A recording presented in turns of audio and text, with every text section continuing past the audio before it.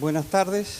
Vamos a dar comienzo a la charla de este tercer módulo del curso que hemos denominado Aspectos éticos de la seguridad del paciente. Este módulo tiene dos aspectos que parecen muy contrapuestos. Uno tiene que ver con una parte absolutamente científica de la medicina para diferenciarnos de aspectos jurídicos. Hemos dicho desde el comienzo que lo más importante es que la medicina tiene que plantear los aspectos científicos que hacen a los eventos adversos y que no tienen nada que ver con los aspectos jurídicos. En esto queremos hacer una clara separación. No nos cansamos de repetir que eventos para nosotros, los errores involuntarios que se producen en el curso de la atención sanitaria, nosotros le llamamos eventos adversos. Si esto va a la justicia con una demanda, con una querella, ya tiene otra conformación y allí sí, si está en sede judicial el evento adverso, se denomina mala praxis. De modo que nosotros hemos erradicado el término de mala praxis. Sin embargo, viejos colegas que todavía nos tratamos, nos dicen, tuve un caso de mala praxis. No, no es mala praxis, es un evento adverso. Hay una diferencia sustancial. De modo que hoy no voy a hablar de mala praxis ni por aproximación, voy a hablar de eventos adversos que nos interesa saber por qué se producen. Y es un tema que todavía se debate en el mundo, por qué se producen los eventos adversos en la medicina. De modo que esta discusión científica lo tenemos que ver desde la propia ciencia, pero no ya desde la ciencia médica solamente. Para eso hemos incursionado en la ciencia física, en las ciencias sociales, es decir, hay una interrelación para entender el fenómeno de los eventos adversos. De modo que, digamos, los conocimientos que nosotros queremos generar en todo el sistema sanitario, en el sistema médico y enfermería, bioquímicos, etcétera, etcétera, este movimiento es un poco difícil, es complicado porque no es fácil que los médicos empecemos a reestudiar lo que es la física. Si bien hay una materia de física médica en el curso digamos lo que es el curso de grado, pero en realidad son aspectos técnicos y hay que diferenciar lo que es la técnica de la ciencia. Entonces vamos a abordar, digamos, el aspecto de las ciencias de la complejidad desde la ciencia física. Yo debo hacer una pequeña historia, que esto comenzó hace ya varios años, cuando por distintas circunstancias me tocó estar presenciando algunas charlas de dos epistemólogos. Uno es Mario Bunge, que ya falleció, que estaba en la Universidad de McGill en Montreal, uno de los grandes epistemólogos en el mundo, y una vez vino acá a la Universidad de Córdoba y dio una charla. En otro contexto, ya fue un congreso que hizo el propio Consejo Médico, tuve la oportunidad de conducir una mesa donde había otro epistemólogo, el doctor Gregorio Klimovsky, que era en ese momento decano de Ciencias Exactas de la UBA y que era matemático y físico y además un estudioso de la epistemología. ¿Por qué hago referencia a esto? Porque ahí aprendí una cosa que, digamos, que tuvo un giro copernicano en entender lo que es la ciencia. Ellos empezaron a hablar de sistema y hablaban que la ciencia médica había cometido muchísimos errores detrás de una metodología puramente inductivista. El inductivismo ya sabemos que parte de las experiencias, observamos un fenómeno, juntamos los casos, después vemos la significación estadística y establecemos una ley. Bueno, ese método lineal determinista ha producido muchísimos errores en la ciencia médica. Entonces, estos epistemólogos hablaban de otra metodología, de lo que era el método hipotético deductivo. Es decir, no se podía estudiar ningún fenómeno si no estaba en el contexto de un sistema. Y ahí está el primer punto de aparición de lo que es un sistema en los fenómenos biológicos y de la medicina. El cuerpo humano es un sistema, hemos estudiado el aparato respiratorio, el corazón es otro sistema, el cerebro es un sistema, la mente humana es un sistema, y cada sistema tiene determinadas características en el comportamiento que están vinculadas a la ciencia física. De eso queremos hablar. Por eso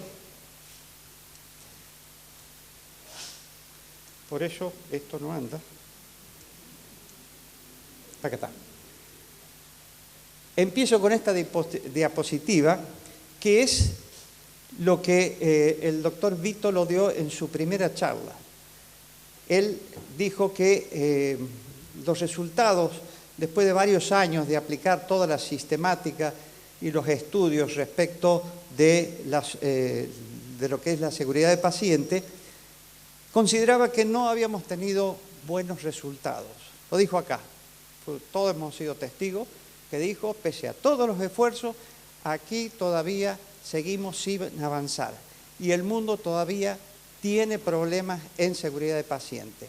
Entonces apareció este doctor Eric Holnager, que es el último que elaboró una teoría para enfrentar el problema de seguridad de paciente. Y fíjense cómo él habla de la seguridad del paciente. Le pone número 2 porque la seguridad del paciente número 1 es lo que ya todos hemos conocido. Son los hechos puntuales, son las cuestiones que ocurren en todos los hospitales y que hoy se está llevando a la práctica, como lavado de manos, identificación de pacientes, quirófano seguro, medicación seguro, el registro de los incidentes, etc. Y entonces él empezó a hablar de seguridad 2. Y esto es lo que nos dio en su primera charla el doctor Fabián Vítolo. Entender esto pasa por el título, cuando dice la seguridad del paciente y los hospitales es un sistema, empezó a hablar de sistema, complejo, adaptativo. Entonces ya tenemos una primera cuestión que está referido a la denominación de sistema. Ustedes se acuerdan que cuando en las primeras charlas hablábamos de lo que era el error sistémico, de lo que era un sistema, de cómo el modelo de queso suizo de James Reason, ¿recuerdan todos ustedes? Bueno, ahí se empezó a hablar ya de sistema. Pero él dice, pero es un sistema que no es un sistema complicado. Empieza a hablar de sistema complejo. Y entonces entender estos conceptos es, para todos nosotros, es un problema que es lo nuevo que está planteando Eric Holnager. Él se juntó con ingenieros. Los ingenieros que ven la física, todos los problemas que ven los ingenieros están alrededor de las leyes físicas. Por eso, lo que nosotros... Esto no anda. Lo que nosotros planteamos, no yo, sino planteado de la ciencia física, lo que son las estructuras en los cambios de la ciencia, las nuevas miradas de la ciencia. Hasta ahora siempre hemos tenido problemas con analizar desde la ciencia física el término probabilidad e incertidumbre. Nadie de todos ustedes se subiría a un avión sabiendo que tiene un 10% de posibilidad de que se caiga. Nosotros tenemos la certeza que el avión sale y llega. Tenemos la certeza que nuestro coche, que está bien mantenido, nos lleva y nos trae y no tenemos ningún problema y hacemos viajes a larga distancia. Hay certeza en el mundo físico, por supuesto. Pero aparecieron algunas cuestiones que entran en el campo de la probabilidad, hecho que la ciencia física le costó admitir, o en el campo de la incertidumbre, cómo las leyes físicas no van a poder determinar la previsibilidad de todos los fenómenos como lo había enunciado Newton. Nosotros en la medicina empezamos a ver este tema, en lo particular, cuando yo leía un libro que el doctor Uribe se va a acordar, el libro de Pedro Zarco, acerca de la biología molecular en la cardiología, y él planteó en el año 96 cómo los fenómenos de pronóstico, tratamiento cardiológico, entraba en la teoría del caos determinista. Cuando leí por primera vez esto del caos determinista, me llamó la atención de que no eran expresiones comunes dentro de la medicina, eran cuestiones absolutamente ajenas. Sí, nosotros hablábamos de que hay problemas en la medicina que tienen determinada certeza, hay otras con probabilidades y manejamos las probabilidades sobre la base de los estudios de lo que es el teorema de Bayes, que lo hemos estudiado en metodología científica, en metodología de la investigación, pero el tema de la incertidumbre y del caos es un tema que en la medicina no lo podíamos admitir. ¿Por qué no lo podemos admitir? Porque nos saca de la zona de confort. Los médicos y los pacientes necesitamos una zona de confort donde, aunque el médico se equivoque, tiene que decir algún relato, alguna verdad que el paciente le dé alguna confianza, aunque sabemos que los resultados pueden ser probabilísticos y algunos inciertos. Este problema de lo que es certeza, probabilidad, incertidumbre, está en el campo de lo que nosotros nos queremos referir ahora. ¿Y por qué analizamos esto? Porque en muchas pericias que se hacen en el sistema judicial, se habla con una certeza absoluta que es inadmisible hoy en la medicina. Si en la medicina estamos hablando de probabilidades, es imposible que uno pueda tener una determinación absoluta de los hechos en la biología y en la medicina. Entonces, esta es la zona de conflicto y lo que era el determinismo absoluto con las leyes lineales newtonianas, empezamos a hablar el indeterminismo. Y tendríamos que ver cuál es la delgada línea roja que se desplaza hacia arriba y hacia abajo. Y por supuesto que la ciencia médica estudie todos los fenómenos biológicos porque quiere dar previsibilidad. Nadie, digamos, puede atender pacientes, hacer todas las tareas y las actividades hospitalarias si no hay un mínimo de certeza. Pero debemos admitir que hay un grado de incertidumbre que hay que conocerlo, hay que estudiarlo para poder enfrentar y solucionar el problema. En la última charla de Fabián Vítolo, él dijo, textual, no es lo mismo la guardia hospitalaria que la central nuclear de Atucha. ¿Recuerden esa frase? Bien. ¿Cuál es la diferencia? Es difícil poder determinar. La central de Atucha es un sistema absolutamente seguro, estable. La guardia del hospital, de cualquier hospital, es un sistema estable. Bien. Entonces ahí empezamos a tener la primera diferencia cuando hablamos sistemas de seguridad en centrales nucleares, aviación comercial, trenes de alta velocidad y el sistema sanitario. La primera diferencia en que uno es un sistema estable y otro es un sistema inestable. Y entonces ahora tenemos que aprender cuál es la diferencia entre uno y otro.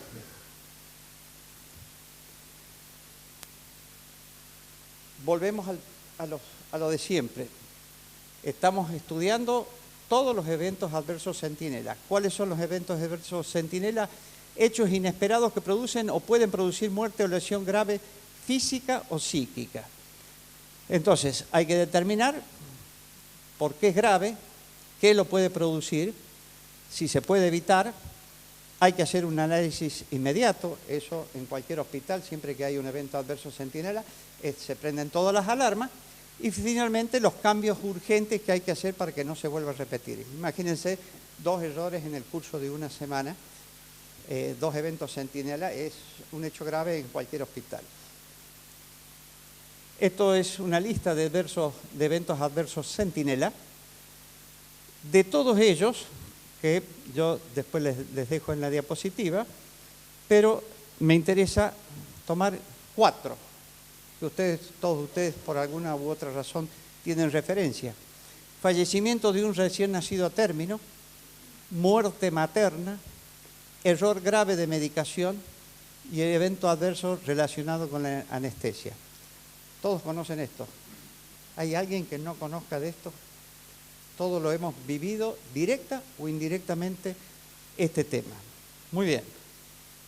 La pregunta que siempre hacemos: ¿cuál es la probabilidad de tener un evento adverso centinela en su hospital en la próxima semana? A ver, un paneo. ¿Quiénes dice alta?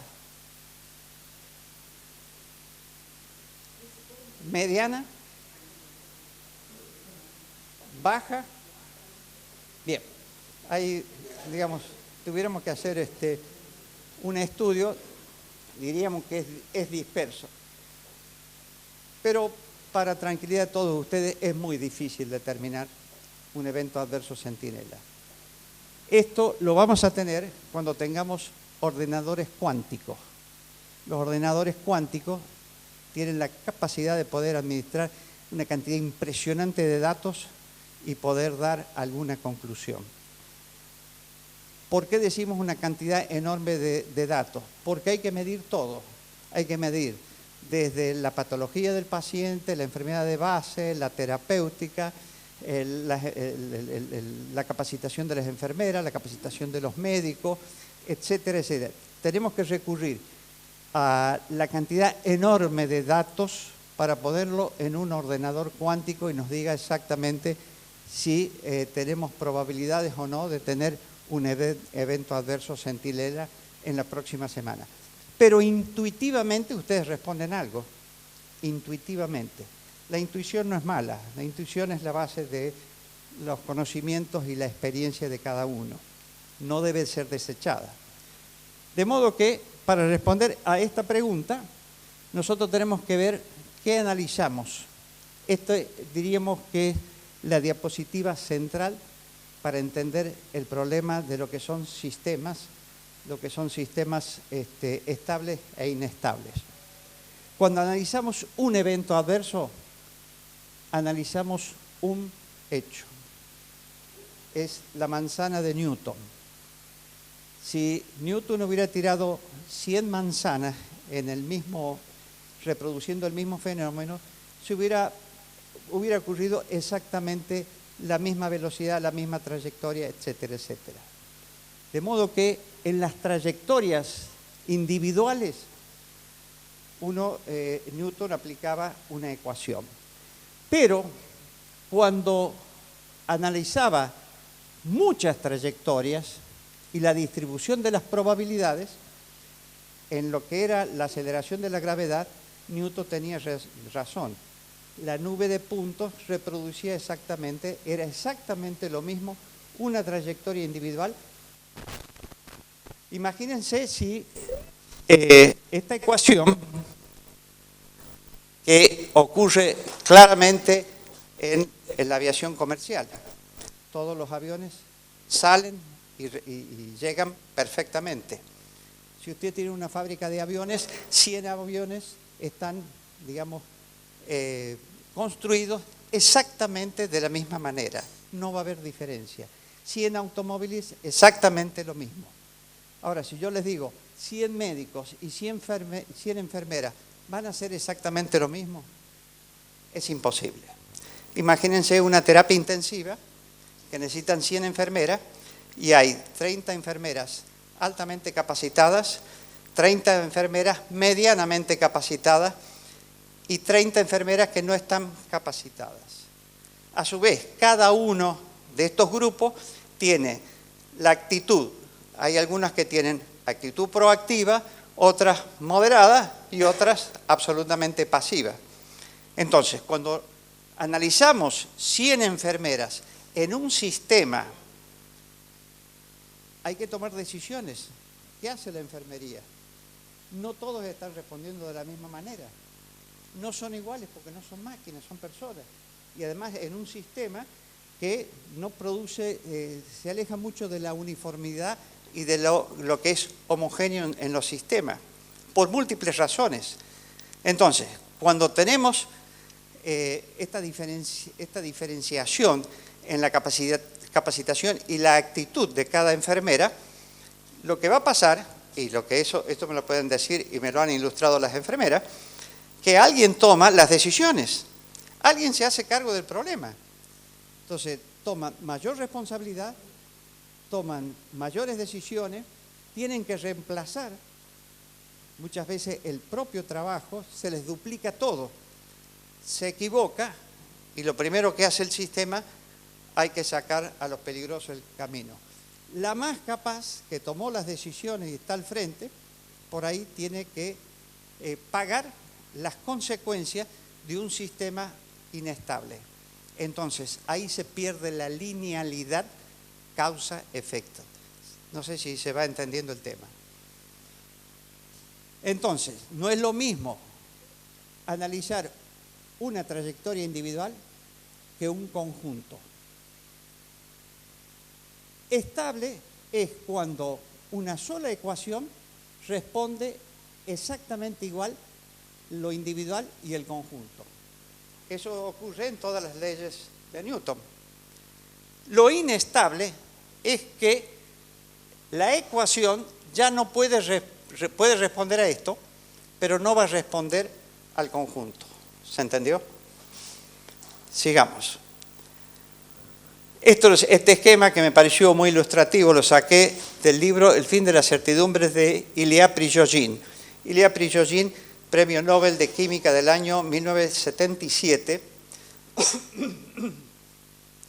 y escribió este maravilloso libro donde descubre todos los aspectos físicos que van a condicionar el mundo.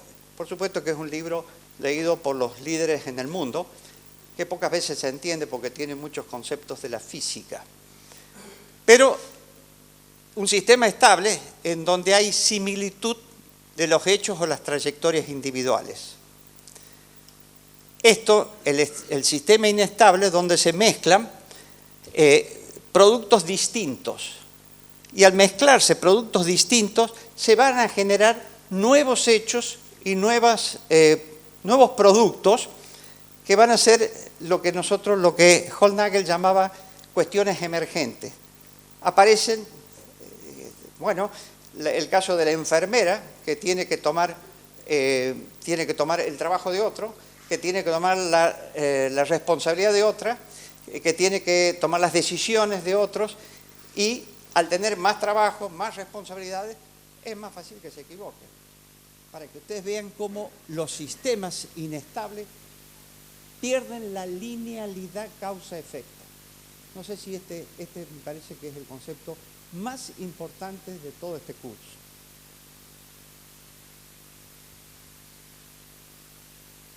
Esta es una definición de complejidad. Es una propiedad que caracteriza un objeto real cuando podemos identificar diferentes partes, aspectos, gente, que es el ejemplo que venimos dando, para un objetivo, que interactúa o se combinan de cierto modo, tal que da lugar a un todo. Entonces, las partes que interactúan, el factor humano que interactúa en los sistemas hospitalarios, es tan inestable, y eso tenemos que comunicarlo a todo el mundo. Y entonces, ¿cuál es la solución a este problema? Tratar de llevar a sistemas estables. Esa charla la va a dar la doctora Patricia Fernández, que nos va a hacer una propuesta de cómo el sistema hospitalario tiene que ir a un sistema estable. Pero mientras tanto convivimos con lo inestable. Acá hay varios directores de hospitales y pueden determinar si la calidad del sistema de enfermería o de los médicos es uniforme. No todos tienen la misma respuesta. Y cuando el sistema falla, cuando las partes fallan, no es solamente poner o sacar. Tiene que actuar sobre el sistema, porque el sistema pasó a tener características de complejo. Entonces, finalmente, digamos, en esta síntesis que tenemos que hacer, es que vamos a salir de los sistemas lineales para analizar los problemas de los eventos adversos y entrar en los sistemas no lineales. ustedes y nosotros tampoco sabemos qué son los sistemas lineales y no lineales. Tenemos sí una idea. De esto vamos a trabajar. La idea. No podemos entrar en fórmulas matemáticas ni por aproximación. Pero,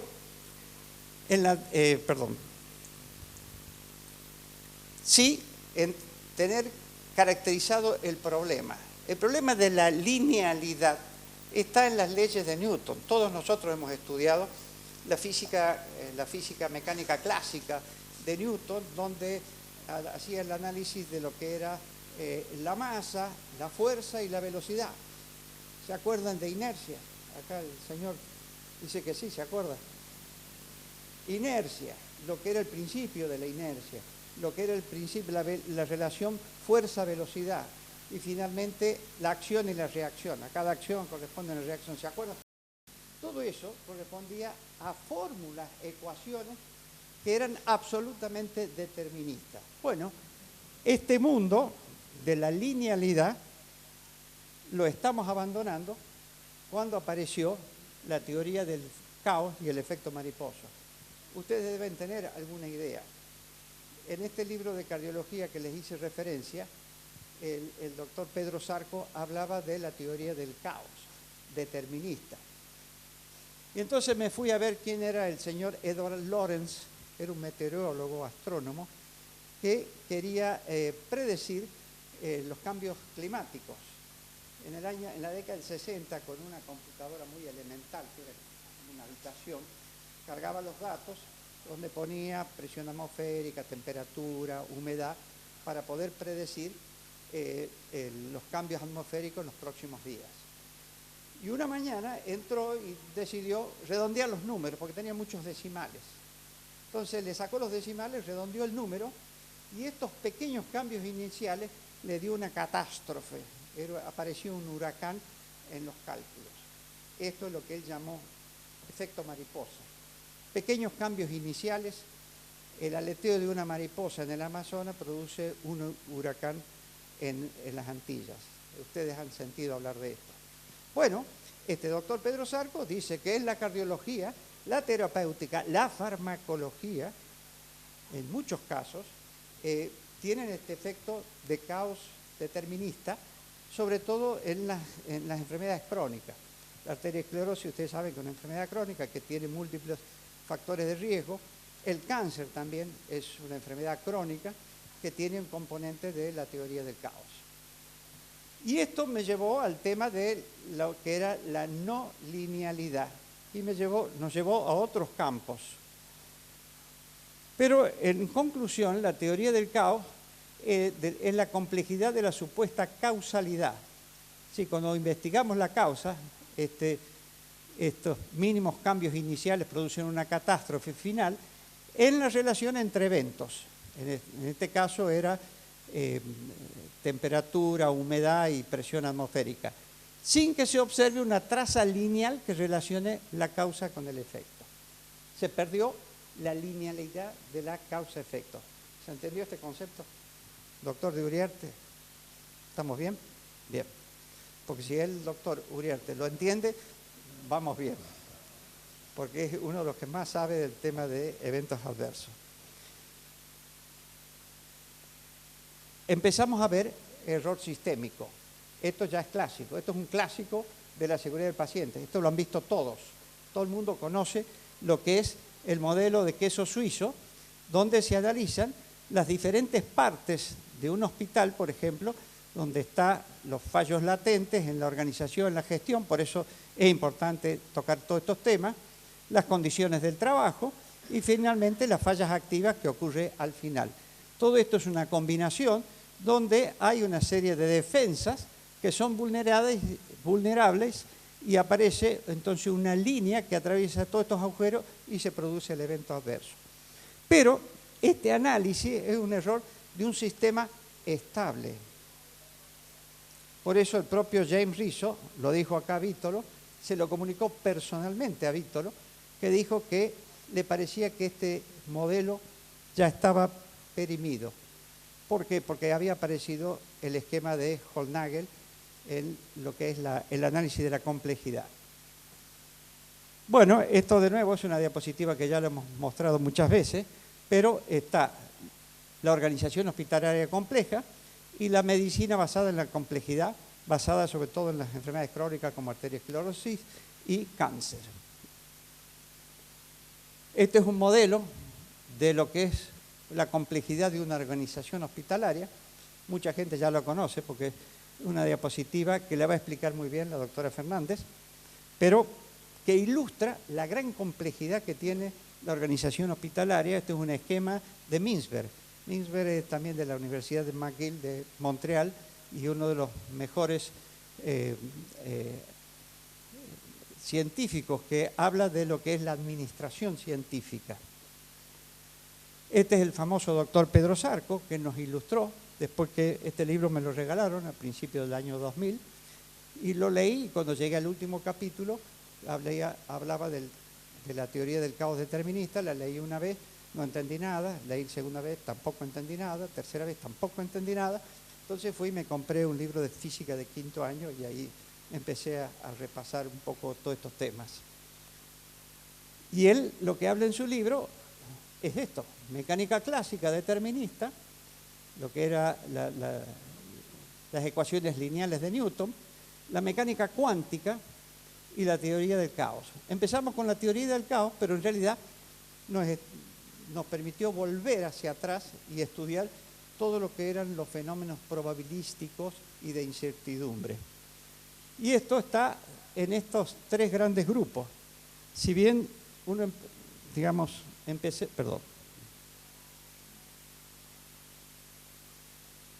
empezamos con la teoría del caos, que no es azar, no es azar.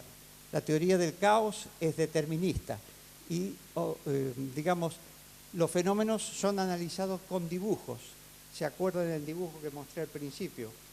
En el futuro, cuando veamos enfermedades con ordenadores cuánticos y aplicando la teoría del caos, vamos a ver dibujos.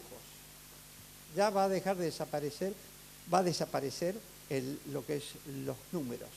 Y van a aparecer estos tipos de dibujos con la significación de lo que es los atractores. Eso nos llevó a estudiar lo que es un sistema.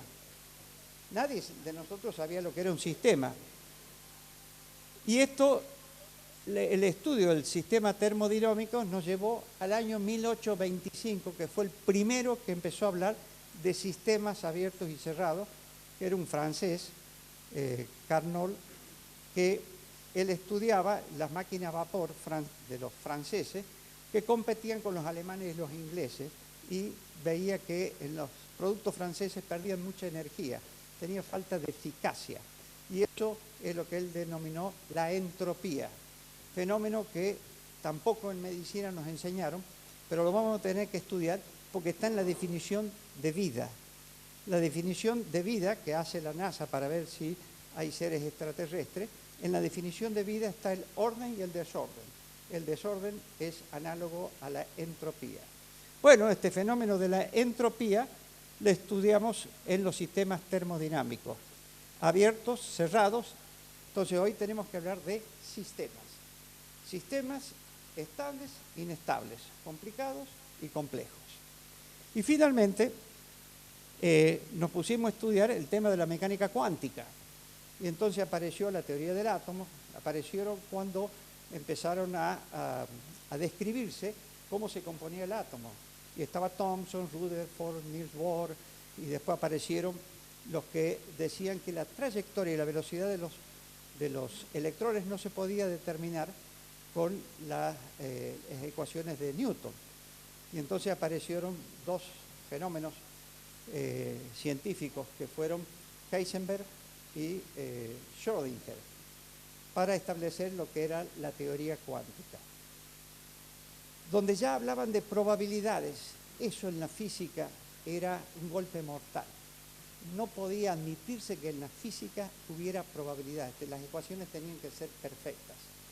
Esto llevó a que el propio Einstein, al principio, que no aceptaba esto, dijera que Dios no juega los dados con el universo. ¿Recuerdan esa frase? Bien. Entonces, vean ustedes la complejidad de las cuestiones físicas que la medicina tiene que ponerla sobre la mesa para poder analizar, como hoy se está analizando en los mejores centros del mundo, medicina aplicada. Por ejemplo, la fibrilación auricular es la teoría del caos. Los arritmólogos hoy no pueden tratar, no pueden predecir. Tienen problemas en la predicción. ¿Cuándo va a aparecer? En personas normales o personas que tienen sobrecarga, que tienen, en fin, una serie de patologías asociadas. El tema de la fibrilación se analiza y se estudia bajo los conceptos de teoría del caos. La actividad cerebral normal, ¿está dentro o fuera de la teoría del caos? Bueno, la actividad normal del cerebro es teoría del caos. El electroencefalograma, todas esas rayitas que aparecen así, desordenadas, la actividad eléctrica desordenada, esa es la normalidad del cerebro. Cuando aparece algún tipo de irregularidad, está convulsionando el paciente o está con algún otro proceso. ¿Se entendió este tema? Para que ustedes vean cómo la teoría del caos interviene, por ejemplo, en los sistemas fisiológicos saludables y de envejecimiento. Ustedes saben, yo soy cardiólogo de niños y me dedico a las cardiopatías congénitas. Hay muchas consultas de cardiólogos de adultos que ven niños que dicen, tiene una arritmia y hay que estudiarlo. En realidad lo que tienen los chicos es una variabilidad de la frecuencia cardíaca. Nosotros los viejos no tenemos esa variabilidad, tenemos una periodicidad más constante. Tenemos una frecuencia y una regularidad que a todo el mundo dice, qué bárbaro, mira la regularidad que tiene. En realidad tenemos ya un corazón envejecido. La variabilidad está dentro de la normalidad, ¿se entendió? Para que ustedes vean cómo muchos fenómenos están apareciendo como aplicación de medicina de la teoría del caos. También en epidemiologías, el doctor Gustavo Martín está estudiando la teoría del caos para ver cómo manejar las próximas epidemias, la circulación pulmonar, el sistema inmunológico, la leucopoiesis y las leucemias, movilidad del tracto gastrointestinal en la teoría del caos y los eventos adversos hospitalarios. Lo pongo en signo de pregunta porque pareciera que los eventos adversos están en la órbita judicial. Yo creo que tiene que estar en la órbita de la medicina y tratarla como tal. Este es un modelo que yo lo he tomado y tengo una conferencia ahora en octubre en el Congreso de Cardiología para que, digamos, ilustrar que no es una teoría, sino que ya tiene una exposición concreta. Y en las cardiopatías congénitas hay una diferencia sustancial. En este caso, que es un corazón de Fallot, donde, para los que no saben, tiene un agujero entre los dos ventrículos y una obstrucción en la salida. Hoy, la medicina lo resuelve esto como un método lineal simple. Se cierra el agujero y se abre la obstrucción. Eso es lineal. ¿Se entendió el concepto? Muy bien. Pero con esos pacientes llegan a la vida adulta, tienen todas estas secuelas. Y entonces cada vez que en la vida adulta quiero corregir alguna secuela, alguno se queda en la operación, no le hice la buena indicación, no puedo manejar la arritmia porque tiene una sobrecarga, es decir, tiene múltiples variables que interactúan entre sí. Pasó a ser un sistema complejo, ¿se entendió? Entonces, finalmente, los procesos de salud que tenemos que tratar en sistemas no lineales están la no salud, ¿dónde está Natalia? La no salud, ella que es gran deportista, tenemos una deportista que hace seguridad de paciente.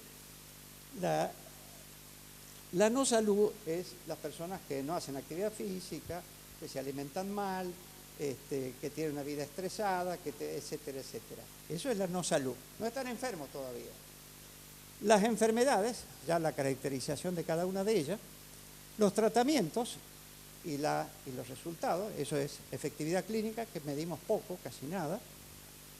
Y finalmente los eventos adversos. Los eventos adversos hemos considerado eventos adversos en medicamentos, que es una disciplina cada vez más alejada de la práctica médica de todos los días. Pareciera que no hubiera eventos adversos en los medicamentos. En la cirugía, eso sí lo vemos muy frecuentemente. En los intervencionismos y en la atención hospitalaria. Es decir, que vamos poniendo los eventos adversos, cómo se producen en el contexto del proceso de salud, como si fuera alguno de estos otros procesos. Entonces, como conclusión, ciencia de la complejidad, la seguridad del paciente, tenemos que ver eventos adversos en sistemas complejos, vigencia de los sistemas no lineales con todos los principios de las nuevas leyes físicas. Traigo a colación esta frase de Einstein que dijo: locura es hacer la misma cosa una y otra vez esperando obtener diferentes resultados. Esta imagen, que es del dios romano Jano, un dios que estaba en la apertura y en el cierre de los procesos, de una habitación, de algún lugar, el que hace la apertura y lo cierre. Por eso enero, o January en inglés, deriva de Jano. Y la representación es una representación con dos caras. Una cara de un viejo que mira hacia atrás y una cara joven que mira hacia el futuro. Lo hemos traído acá porque es muy representativo, porque nosotros vamos a tener que hacer las dos tareas. Ver el pasado, los eventos adversos, que hay que estudiarlos, para eso hay que notificarlos, y para eso tiene que haber cierta protección para que la gente pueda, los profesionales puedan notificar y podamos estudiar ese tema. Hacer los análisis causa-raíz, que es distinto a lo que son las historias clínicas. Las historias clínicas, de principio al final, lo que es evolución natural y modificada de la enfermedad, tiene que estar todo en la historia clínica. Análisis causa-raíz es otra cosa. La efectividad clínica, que la tenemos que evaluar, y la mortalidad. El futuro, tratar de convertir los hospitales de sistemas inestables en sistemas estables. Para eso, una y otra vez, son todas las herramientas que en nuestra oficina le hemos desarrollado a través de casi 15 años. El diseño de organización hospitalaria, la Comisión Central de Calidad, relevamiento hospitalario, tolero de mando, todo esto ya nos va a hablar Patricia, eficacia y eficiencia de la gestión clínica, plan anual de cirugía, comité de seguridad, comité de infecciones, comité de mortalidad y las guías de práctica clínica y protocolo. ¿Y cómo podemos mejorar esto que ya está dicho y que mucha gente lo sabe? Bueno, con modelos de simulación práctica, que eso está en vigencia ahora, pero lo más importante y lo que va a venir son los modelos de simulación teórica, es decir, tratar de hacer diseños de cómo sería el trabajo bueno para que no ocurran los eventos adversos. Bueno, eso es todo. Muchas gracias. Ahora los dejo la palabra a Patricia Fernández.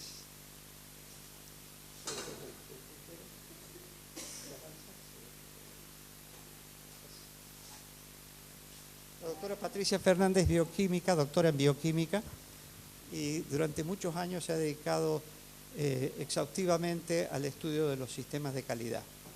Así que es una estudiosa del tema, ha dado múltiples conferencias y por supuesto ha sido un honor y un orgullo trabajar con ella. Gracias, doctor.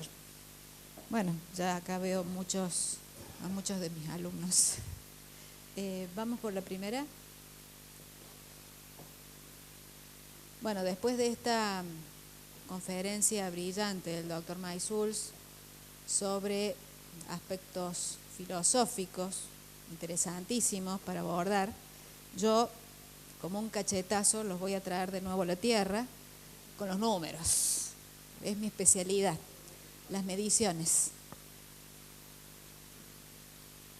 Bueno, como había hablado el doctor Maisuls, digamos, fíjense, este doctor, que para mí es un visionario, ya el doctor Lucian Leeb, creo que todo el mundo ya lo conoce, en 1994, en la revista JAMA, publicó este artículo, en donde ya propuso, por eso digo un visionario, la teoría de sistemas para prevenir los errores en medicina.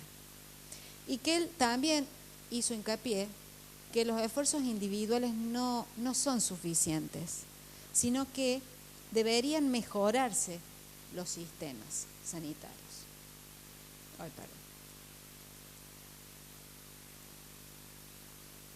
Bueno, y esto parece tonto, pero es un sistema, porque cuando yo voy a los hospitales y hablamos de algunos temas y les digo, mira, acá hay que abordar la problemática de mirando en forma holística toda la organización, no a puntos de la organización, porque esta organización, la organización sanitaria, es un sistema. ¿Y qué es un sistema? Esto es un sistema hidráulico, algo muy sencillito, pero acá podemos ver que es un conjunto de cosas que relacionadas entre sí, ordenadamente, contribuyen a un determinado fin. En un sistema, todos los elementos, como ustedes ven acá, trabajan en forma concatenada, sincrónica, y no hay fallos. Es decir, que todos trabajan al mismo tiempo y en forma simultánea, en forma excelentemente bien.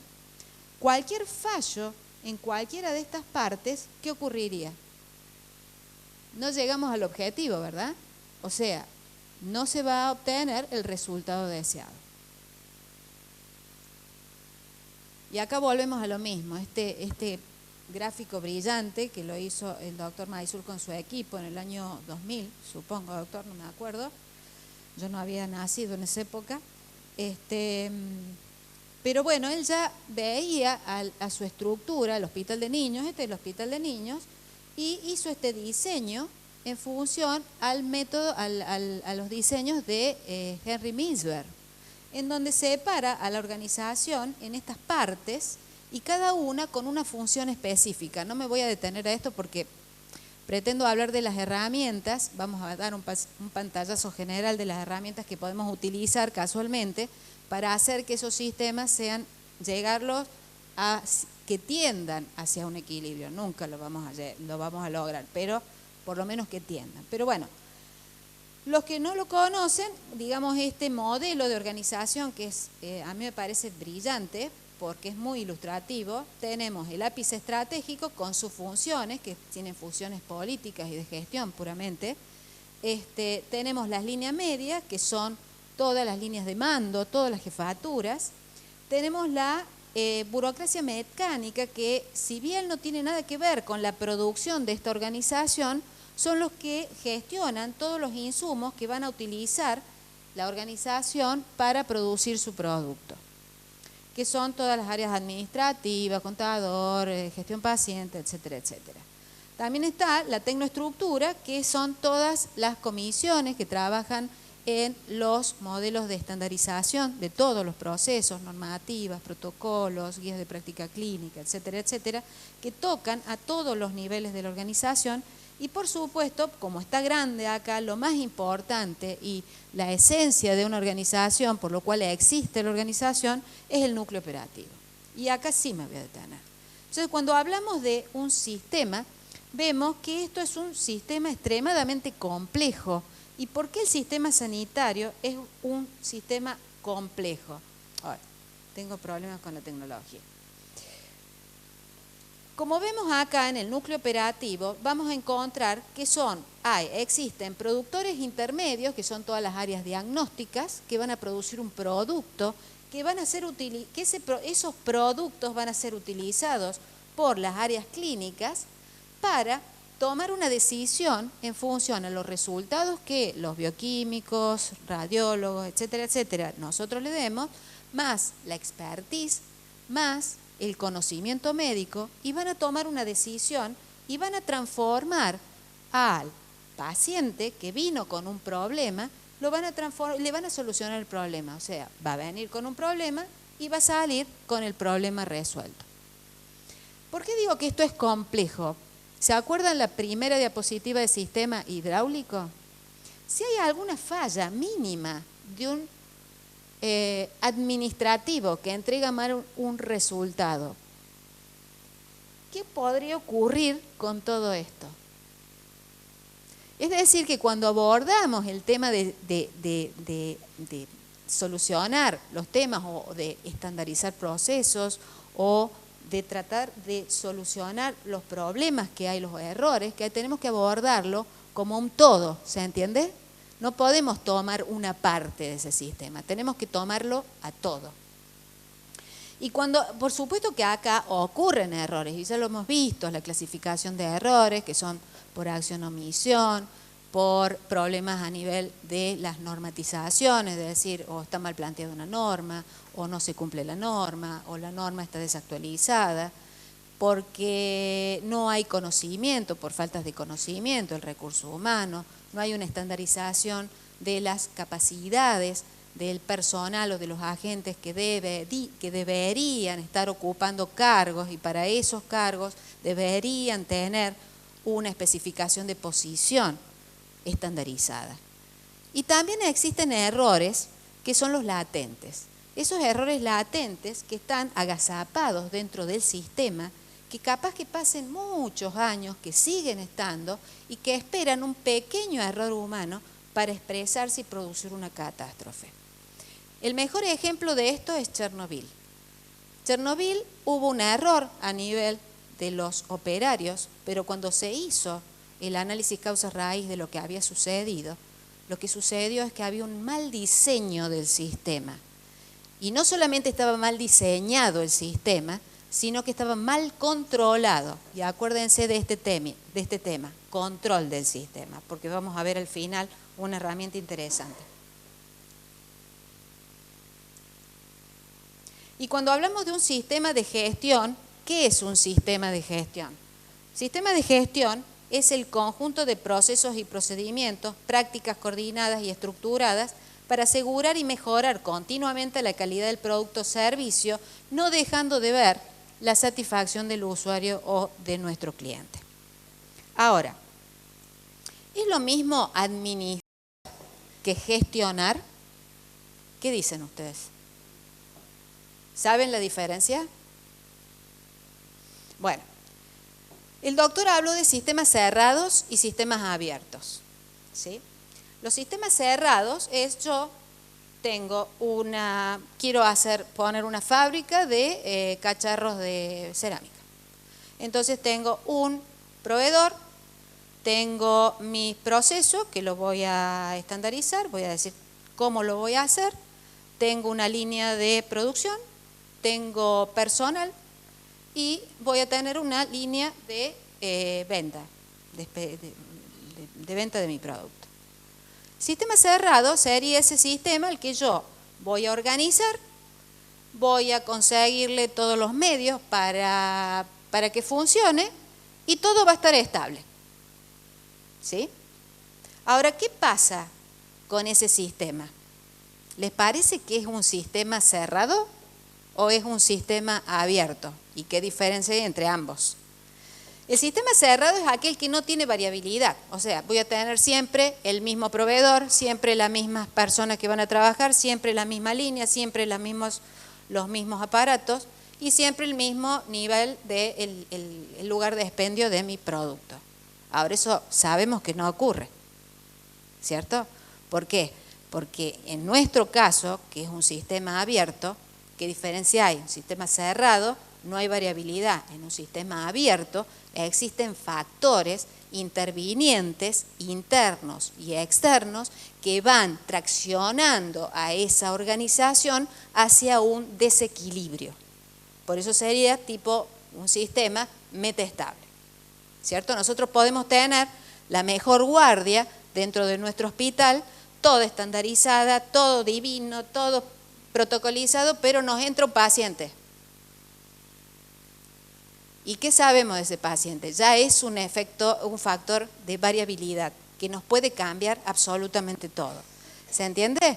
Entonces, administrar es conseguir, digamos, los elementos, armar la estructura y ponerla en funcionamiento.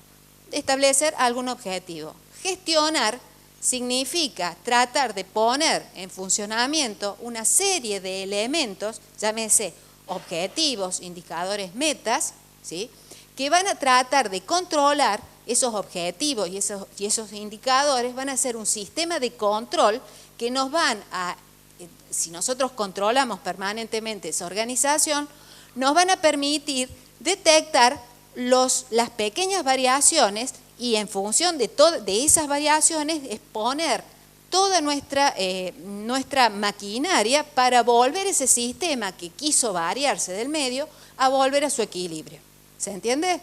Entonces, gestionar es más complejo. El administrar es, digamos, algo acotado al tiempo. Gestionar es tratar de que ese sistema sea sustentable con todos los elementos que implica, liderar, dirigir la organización hacia las metas estratégicas enfocándose en la innovación, el cambio y el crecimiento a largo plazo. ¿Se entiende la diferencia? ¿Se entendió?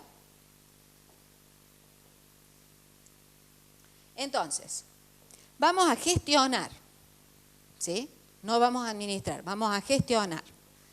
¿Y qué metodología podemos utilizar? Bueno, el ciclo de Deming es una metodología de gestión sistemática y estructurada para la mejora continua de los procesos, los procedimientos que nosotros vayamos a poner en funcionamiento, fomentando la cultura de la calidad y la eficiencia. Ahora, si bien este ciclo parece redondo, a través del tiempo es un helicoide, ¿cierto? Porque yo voy haciendo los cambios a través del tiempo. ¿Se entiende? Si no me entienden, me paran y me lo explico mejor.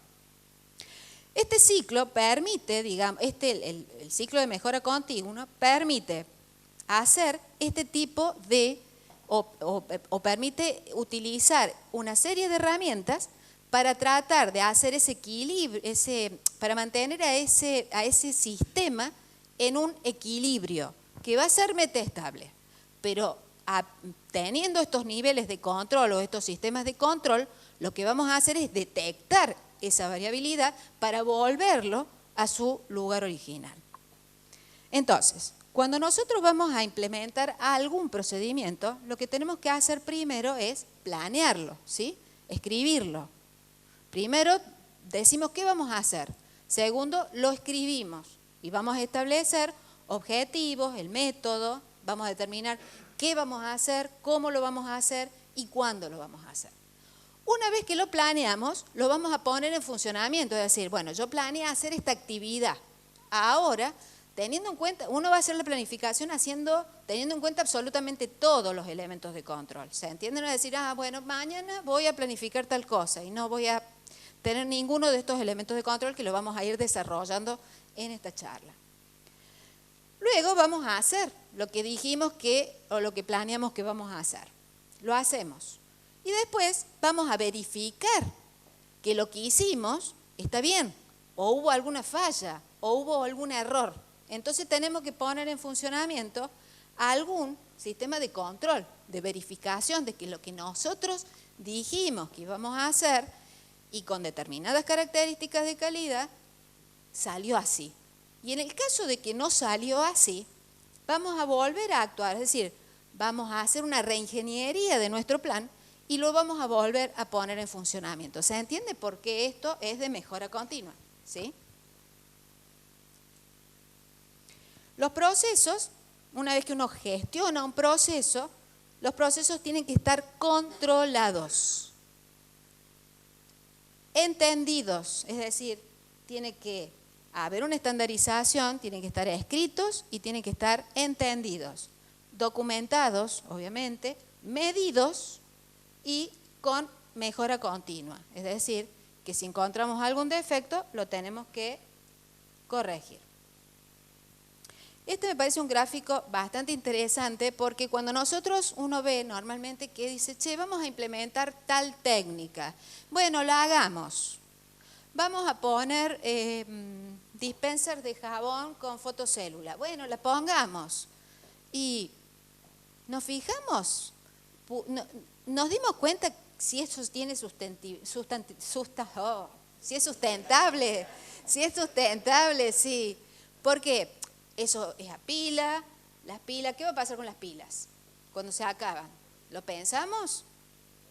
Se van a acabar. Bueno, tenemos un sistema de residuos peligrosos. ¿Dónde vamos a tirar las pilas? Entonces, cuando nosotros tengamos la idea de implementar un nuevo proceso, tenemos que tener en cuenta un montón de cosas, ¿sí? Para que sea sustentable.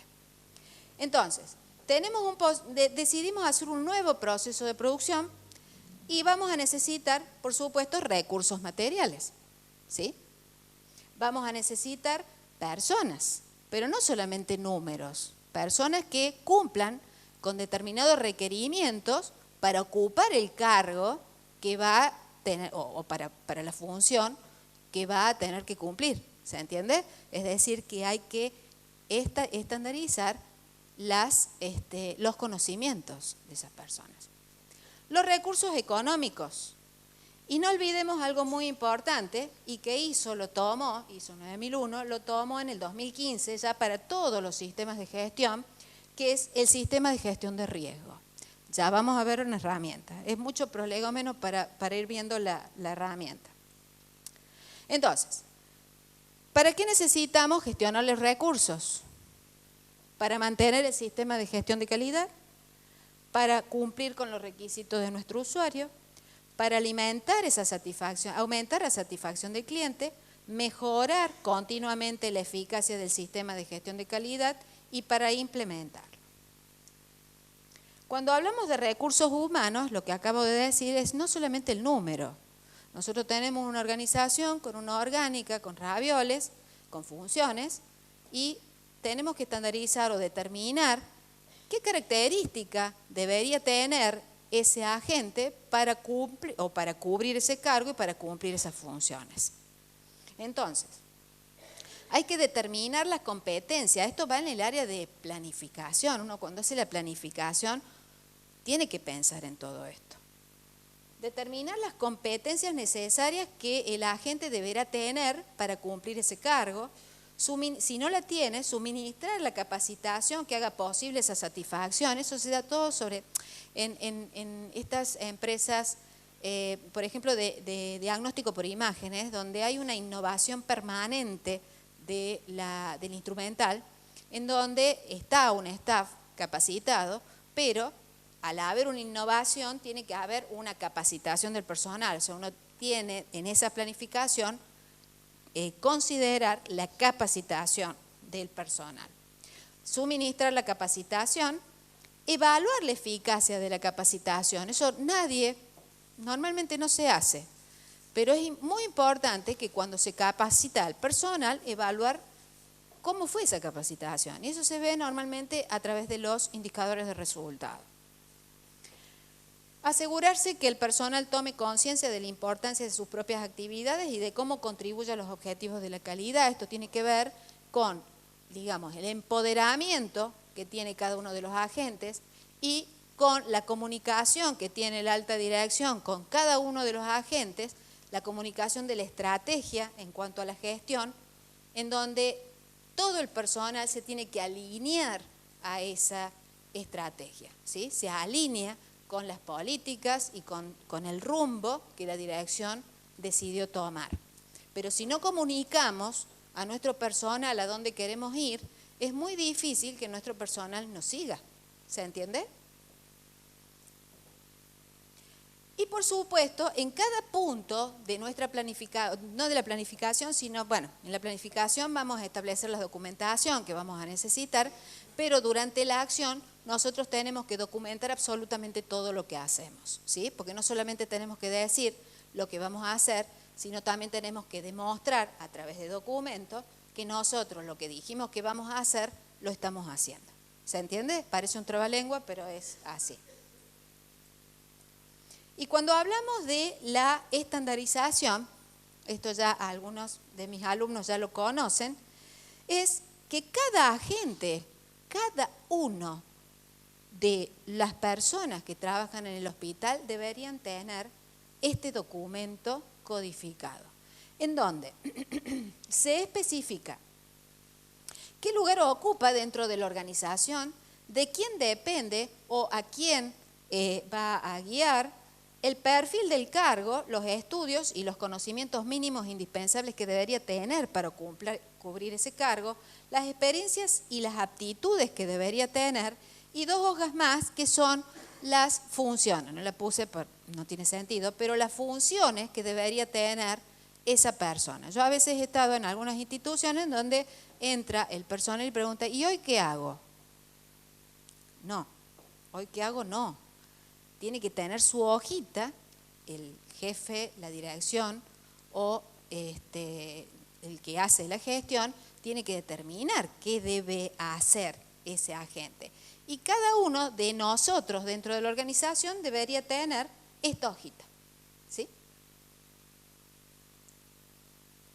Cuando hablamos gestión de recursos y hablamos de infraestructura, no hablamos, esto lo veo muy frecuentemente cuando hacemos el FODE, dice infraestructura, paredes, no.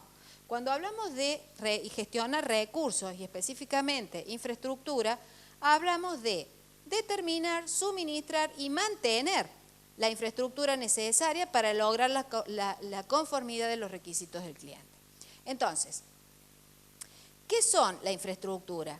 Edilicio, espacios de trabajo, instalaciones, equipos de proceso, hardware, software, base de datos, servicios de soporte como transporte, comunicaciones.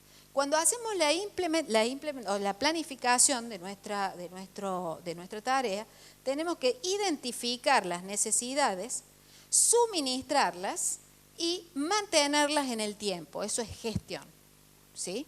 ¿Y cómo vamos a mantener la infraestructura? Y una de las formas es estableciendo un sistema de mantenimiento correctivo y preventivo de las instalaciones. De todo esto, ¿se entiende?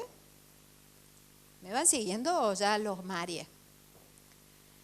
Y cuando hablamos de infraestructura y mantenimiento, fíjense, no sé si lo alcanzan a leer, servicios de internet, software, hardware, vehículos de transporte, edilicios, oficinas, aparatos de comunicación, equipos utilizados, todos los equipos, instrumental, herramientas, talleres, etcétera, etcétera, etcétera.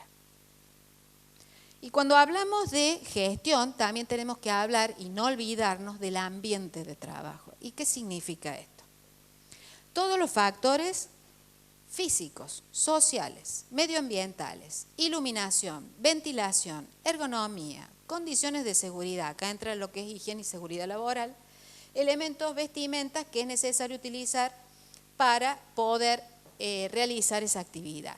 Todo esto también tiene que estar registrado. Cuando le damos al personal cómo usarlo, qué debe usar, cuándo lo debe usar. ¿Se entiende? Y acá vamos a explicar lo que es planeamiento estratégico. Yo muchas veces digo, hay que hacer una planificación estratégica y cuando pregunto, ¿y para vos qué es una planificación estratégica? Por ahí no me lo saben contestar correctamente. La planificación estratégica significa, acá hay un dibujito que pretende graficar lo que voy a decir y que me parece, para mí está claro, pero vamos a ver ustedes qué me dicen. Yo voy a hacer una planificación estratégica. Me paro en el presente. No conseguí una que mire para allá y para acá como el doctor, pero bueno, ustedes créanme. Me paro en el presente, veo hacia atrás de mi organización, veo qué ocurrió en esa organización, determino una foto, ya vamos a ver qué herramientas vamos a utilizar. Luego, miro hacia el futuro, determino hacia dónde quiero ir, es decir, con mis recursos acá voy a determinar la misión, que es determinar qué somos en la organización, qué grupo somos, un grupo comprometido, qué somos. Y voy a determinar hacia dónde quiero ir, ¿cierto? Y voy a determinar la visión en la organización. Una vez que estoy en la misión y en la visión, voy a empezar a determinar cómo voy a hacer para ir de acá para acá. Como siempre digo, estoy en Córdoba y me quiero ir a Buenos Aires. Quiero determinar primero a dónde quiero ir, ¿sí? Porque si no voy a agarrar el auto y voy a ir y nunca voy a saber si he llegado. Por eso es tan importante determinar hacia dónde quiero ir. Y eso lo tiene que determinar la alta dirección, los jefes, el director, todas las jefaturas que conduzcan o que hagan gestión. Una vez que determine hacia dónde quiero ir, ¿sí?, tengo que determinar y establecer la estrategia. Esta sería la estrategia que me va a llevar desde donde estoy hacia donde quiero ir. La estrategia no es ni más ni menos que un camino que nos va a llevar hacia donde quiero ir. ¿Y cómo voy a determinar esa estrategia? A través de objetivos estratégicos. ¿Cuándo un objetivo es estratégico? Cuando lo podemos medir, ¿sí? Si un objetivo no lo podemos medir, lo saquemos, porque es importante saber que si nosotros nos propusimos algo, tenemos que saber si lo hemos logrado. ¿Se entiende? Entonces, acá vamos a establecer objetivos estratégicos que vamos a medir ¿con qué? Con indicadores. Pero esos indicadores también le vamos a poner una meta, ¿sí? Porque, por ejemplo, yo quiero, dentro de una perspectiva de lo que es el cuadro de mando, ya lo vamos a ver, es mejorar la calidad de atención. Ese es mi objetivo. ¿Y cómo lo voy a medir? Y para medir ese objetivo tengo 20 o más de 20 indicadores. Normalmente son indicadores duros, como son los de seguridad de paciente, los de infecciones o los de mortalidad. Vamos a tomar el de infecciones. Voy a medir la calidad de atención mediante el indicador tasa de infección de IACS, vamos a poner, no vamos a especificar específicamente qué infección. Ahora, ese es el indicador y nos tenemos que establecer una meta. ¿Cuál sería la meta? Disminuir mi tasa actual a un 50% en 6 meses, ¿cierto? Esa sería la meta. La meta siempre va con una fecha, ¿está? Entonces yo tengo que determinar qué es lo que quiero hacer. Ahora, ¿a ustedes les parece que eso es suficiente? Yo digo, bueno, hoy voy a disminuir la tasa de infección, en 6 meses la vuelvo a medir. ¿Va a pasar algo? ¿Qué creen ustedes? Y no va a pasar nada. ¿Por qué? Porque para llevar a cabo ese objetivo y alcanzar la meta, yo tengo que establecer acciones, o que se llaman iniciativas estratégicas. Es decir, tengo que implementar un plan de acción, porque por ahí me confunden planeamiento estratégico con plan de acción, y el plan de acción no es ni más ni menos que es una receta, ¿sí?, en donde yo voy a explicar qué es lo que tengo que hacer o qué debería hacer yo para lograr mi meta. ¿Se entiende? Entonces, para disminuir la tasa de infección y poder llegar a la meta, que es disminuirla al 50% en 6 meses, una de mis iniciativas estratégicas sería implementar una capacitación sistemática, anual, semanal o la que ustedes den, sobre la técnica de higiene de manos. Eso sería una acción. Ahora, puede haber muchas acciones. ¿Se entiende? Bueno, entonces eso es hacer un planeamiento estratégico. ¿Se entiende la diferencia entre planeamiento estratégico y plan de acción? Vamos, ahora entramos a lo lindo, las herramientas. Bueno, cuando nosotros decimos que vamos a sacar una foto de nuestro pasado, de nuestra organización, lo que vamos a hacer es usar, hay miles de herramientas, ¿no? Pero esta es bastante fácil de utilizar. Es el análisis FODA cuantitativo. El análisis FODA cuantitativo lo que tiende es a medir, ¿sí?, a determinar cuáles son los factores, los grandes factores, ¿no? Los grandes factores que tenemos en el ambiente interno, que son las fortalezas y las debilidades, y los factores que nosotros encontramos dentro de nuestro ambiente externo. A cada uno de esos los vamos a ponderar. No me voy a entrar a explicar cada una de las herramientas porque me lleva a explicar toda esta herramienta en 9 meses. No esta, todas las que vamos a ver hoy. Entonces, lo que hacemos es, vamos a establecer, en función a lo que nos dé esa fórmula matemática, cuáles son los escenarios probables. Esto es ni más ni menos que una matriz de riesgo.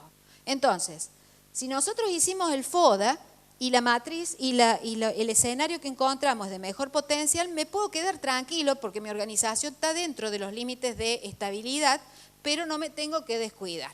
¿Se entiende? Nunca me tengo que descuidar. Puede estar en tranquilidad, podemos encontrarlo en este escenario, o podemos encontrarlo en un riesgo potencial, acá tenemos que actuar, o podemos estar en este escenario que es insostenible. Si fuera una organización con fines de lucro, si estamos a este nivel ya quebramos, ¿sí? ¿Y nosotros qué pasaría si estamos en este cuadrante? Tenemos mucho riesgo de que existan, ¿qué hacen mis alumnitos ahí que están hablando? ¿Qué ocurriría si estamos a este nivel? Eventos adversos. Exactamente. Y vamos a hacer una planificación. Les dije que vamos a hacer la planificación estratégica, ¿sí? ¿Y qué herramienta vamos a usar para hacer una planificación estratégica? Por supuesto que hay muchas. Mi especialidad es esta, el cuadro de mando integral, que no es lo mismo que tablero de comando, ¿sí? El cuadro de mando integral es una herramienta de gestión, no de medición ni de evaluación, es una herramienta de gestión y toma de decisiones que se construye a partir de la misión, es decir, de lo que somos, y de la visión, es decir, hacia dónde queremos ir, de lo que queremos ser, de las organizaciones haciendo uso de los valores y de los recursos que tenemos, ¿sí? Vamos a implementar una estrategia y vamos a definir los objetivos estratégicos, pero esto tiene un plus. Los objetivos estratégicos los vamos a determinar parados dentro de las 5 perspectivas de nuestra organización. Nosotros estamos muy acostumbrados a pararnos desde la perspectiva de procesos y las empresas con fines de lucro en la perspectiva financiera. ¿Se entiende? Bueno, no. Porque este cuadro de mando, o sea, esta herramienta fue diseñada en los 80 cuando Xerox casi se va a la quiebra porque solamente se fijaba en una perspectiva. Y ahí comenzaron a darse cuenta que la organización es un todo y que para definir estos objetivos, para hacer el planeamiento estratégico, se necesita pararse en 5 puntos de esa organización. Esta herramienta es de ejecución sistemática, por lo cual el monitoreo permanente y el control va a evitar que ese equilibrio metaestable se me vaya a un caos, sino que voy a mantener a la organización dentro de un equilibrio metaestable y va a ser de fácil rastreabilidad. Entonces, ¿cuáles son las perspectivas? Usuarios. Para definir los objetivos en usuario, me tengo que parar como usuario y preguntarme, ¿qué quiere el usuario de mí? ¿Qué pretende usted de mí? Tenemos que pararnos en cada perspectiva y preguntarnos eso. ¿Y qué quiere el usuario de nosotros? Calidad de atención, pero también, ¿qué más necesita? Él tiene que tener una percepción de la calidad. ¿Sí?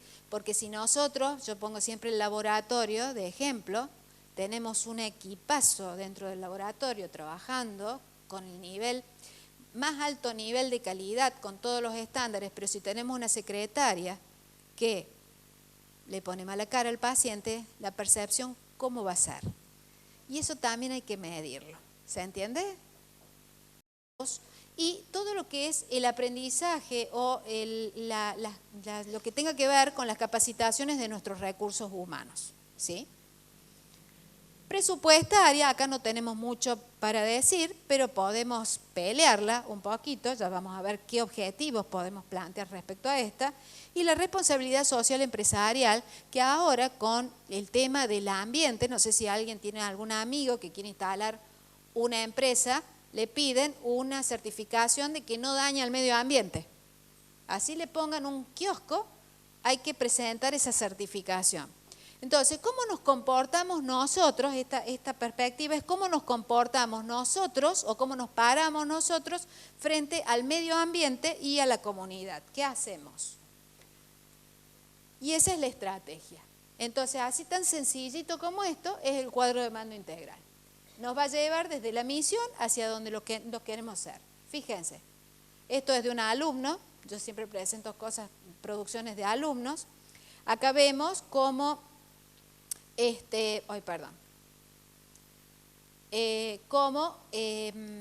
planteó, vieron lo que yo les decía, la percepción de la calidad de los procesos internos, por ejemplo, dentro de su servicio, que estaba muy bien protocolizado, pero había que actualizar los protocolos, actualizar los manuales de procedimiento, elaborar los indicadores con los que va a medir los objetivos, las metas que ella se propuso, las iniciativas que ella tenía que hacer para lograr esos objetivos, y acá tenemos lo que se llama el semáforo, es decir, si logramos el objetivo o lo superamos en verde, si estamos en un punto intermedio es amarillo, y si obviamente no llegamos a esa meta, evidentemente está en rojo. ¿Qué vamos a hacer una vez que pusimos en funcionar? Estoy contando una historia, no sé si se han dado cuenta. Primero hicimos la foto, segundo hicimos el planeamiento estratégico, lo pusimos en funcionamiento, y ahora vamos a hacer una evaluación de cómo está nuestra organización. ¿Y qué herramienta podemos utilizar? Y es el diagrama de Ishikawa. No sé si creo que la mayoría lo conoce, es de causa-efecto, que se usa para hacer los análisis causa-raíz, pero también se usa para analizar los errores o los problemas que puede haber en la organización, considerando todos estos factores. Factores humanos del paciente, factores profesionales, de procedimiento, equipamiento, de la gestión de la información, insumos relacionados al liderazgo y cultura y la comunicación. Y algo que le dije, que incorporó ISO recientemente, y que esto ya está, digamos, grabado a fuego en todos los procesos de planeamiento estratégico, que es evaluar el riesgo. Todas las organizaciones deberíamos tener un sistema de gestión de riesgo. ¿Y qué es el riesgo? El riesgo es la probabilidad de que en ciertas condiciones de exposición las amenazas que se encuentran presentes puedan en un periodo de tiempo materializarse en un evento adverso con determinadas consecuencias sobre los elementos expuestos y puede producir o una emergencia o un desastre. Resumiendo, el riesgo es la probabilidad de ocurrencia de alguna amenaza por la consecuencia. Y el riesgo va pegado, si lo queremos gestionar, va pegado a un plan de contingencia. Entonces, ¿cómo podemos establecer el sistema de gestión de riesgo? Primero, tenemos que identificar las amenazas que nosotros podemos llegar a tener dentro de nuestro sistema. Las amenazas son, si ustedes empiezan a enumerar las amenazas, van a ser que son muchísimas. Entonces, para lograr hacer un score de esas amenazas, o sea, para hacer un orden de prioridad, porque los insumos que nosotros con los que vamos a contar para poder afrontar esas amenazas, los recursos son limitados. Entonces vamos a tener que rankear esas amenazas. Entonces, la herramienta para rankear estas amenazas es esta. Esta está diseñada por mí, es determinar el nivel de deficiencia, el nivel de exposición y el nivel de consecuencia. A esto lo vamos a poner en una planillita en donde vamos a tener en función de estos tres, no sé si se han dado cuenta, pero acá nosotros por cada amenaza tenemos que darle un valor, ¿sí? Después esto yo se los dejo, así que no se preocupen. En función de esos valores yo voy a tener una fórmula matemática. Entonces me va a decir que en este caso, por ejemplo, el riesgo es de 20. Entonces me dice que no tengo que intervenir, está en verde. Puede ser que yo haciendo esta evaluación me dé un riesgo bajo. ¿Sí? Vamos pasando rápido esto. O medio o alto.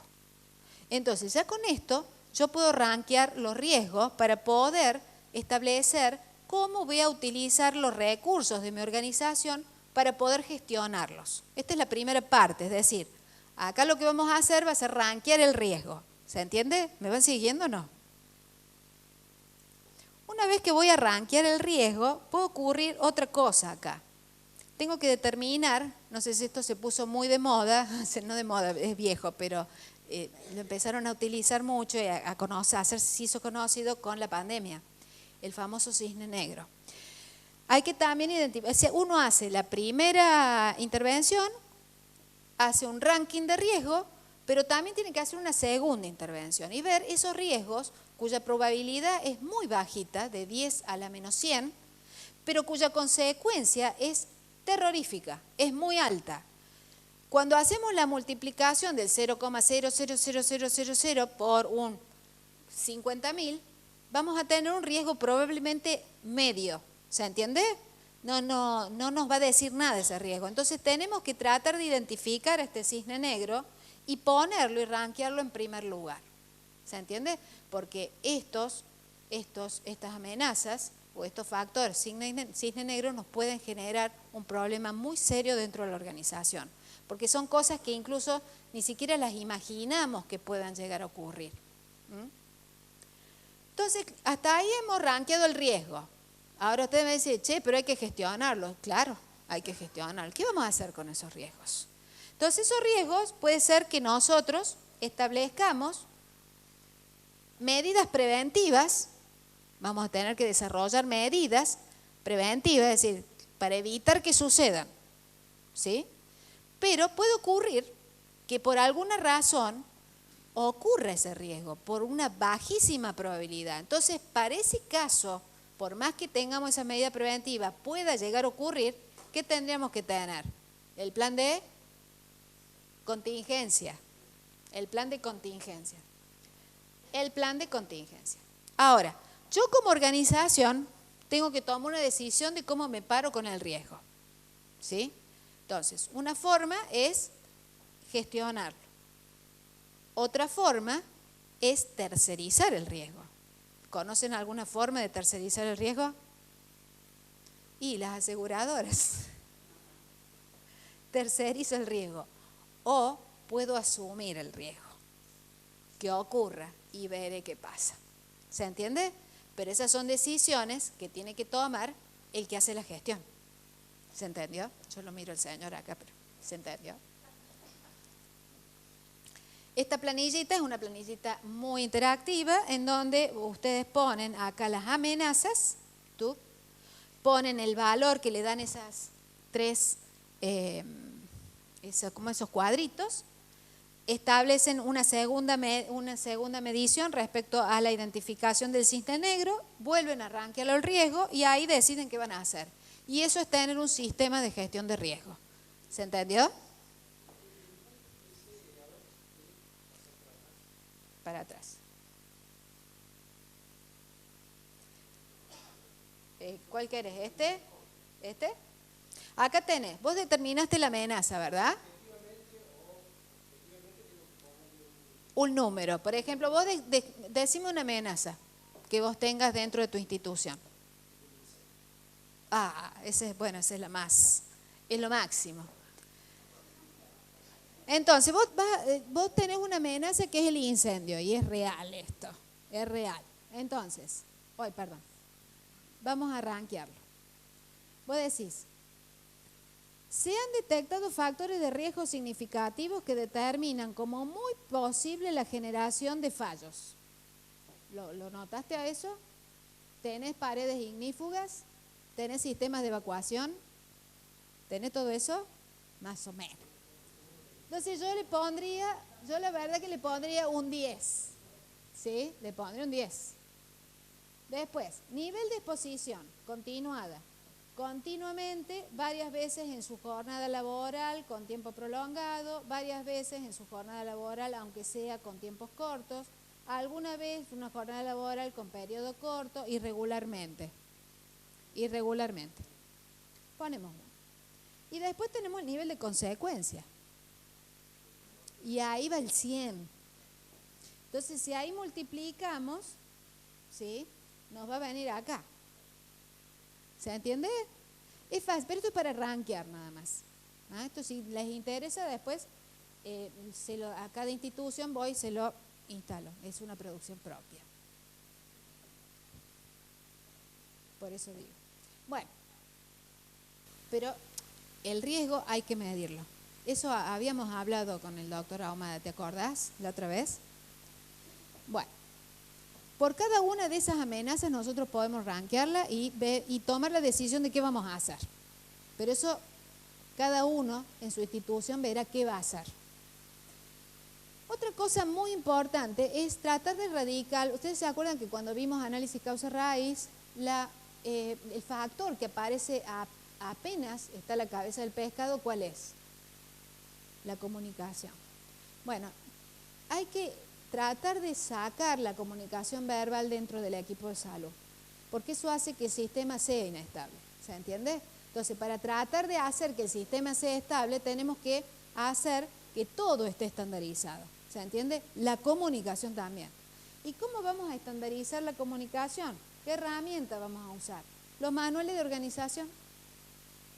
¿Y qué es un manual de organización? Es un documento que es un documento oficial, una vez que lo firma la autoridad, es un documento oficial en donde se ve, donde está claramente la estructura orgánica, las funciones, los roles y funciones, los ravioles.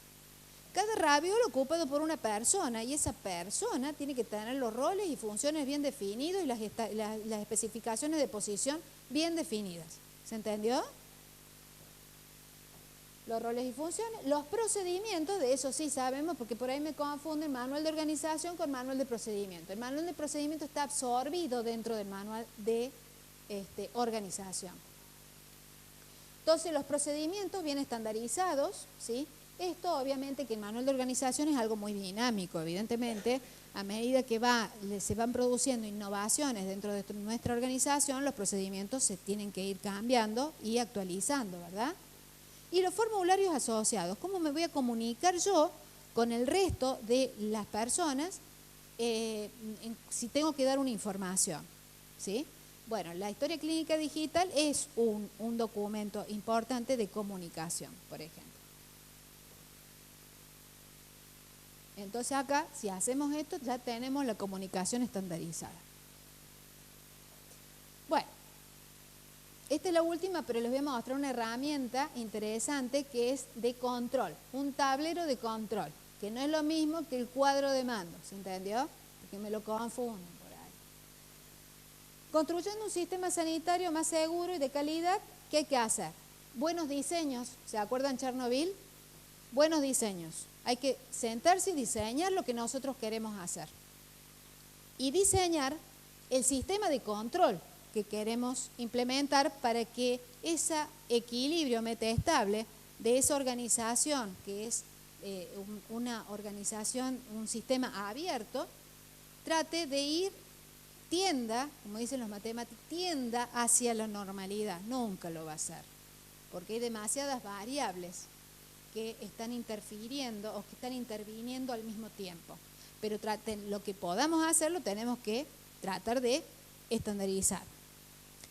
Establecer sistemas de control, verificar los resultados, porque no sé si ustedes, pero frecuentemente dicen, vamos a hacer la evaluación de cómo está el sistema. Bueno, y hacemos la evaluación, una encuesta, y que después de la encuesta, ¿qué hacemos? ¿Qué hacemos después de la encuesta? Y nos quedamos en la encuesta. Y el año que viene vamos a hacer otra evaluación. Pero a ver, claro, una vez que uno hace una encuesta, ¿qué sería la encuesta? El FODA, o sea, vos ahí estás viendo cómo está tu organización. A partir de ahí implementas todas estas herramientas para tratar de que esa organización sea controlada. Pero una vez que pusiste en funcionamiento toda esa herramienta, verifiquemos si lo que hicimos está bien. ¿Se entiende? Y acá entra el tablero de control. Y bueno, por supuesto, no quiero dejar de el sistema de gestión de riesgo. Machaco y machaco con esto porque es muy importante. Y Ezequiel, si me podés poner la herramienta.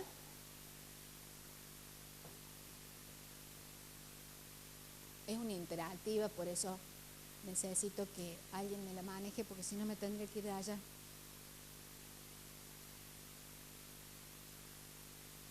Bueno, se trata de un tablero de control en donde se han hecho evaluaciones del nivel de adhesión de higiene de manos. Esto es figurativo, no son datos reales, es un modelo, ¿sí? Un modelo para presentárselo a ustedes. No se ve, Ezequiel.